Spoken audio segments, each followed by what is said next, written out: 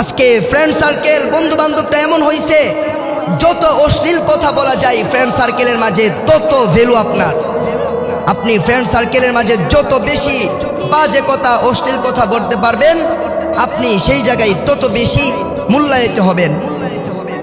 না বাপ, না নৌজওয়ান ভাই আমার, সময় আসবে আপনার কিয়ামত দিবসে। এ কোরআন হাতে নিয়ে বলি, কোরআনের আয়াত, ইয়া ওয়াইলাতা লাইতানি লাম আত্তাখিজ ফুলানান খলিলা।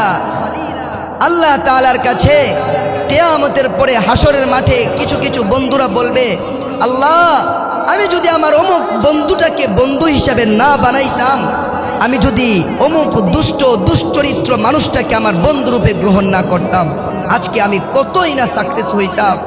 আজকে আমি এই কঠিন সময়ে হয়তো জান্নাতের পথ আমার কপালে জুড়ত। কিন্তু এই দুনিয়ার ফাহশা বন্ধু, দুনিয়ার কথাবার্তায় সব সময় অনিষ্টতা ছিল, এমন একটা বন্ধু গ্রহণ করার কারণে আজকে আমার কপালে জাহান্নাম জুটলো।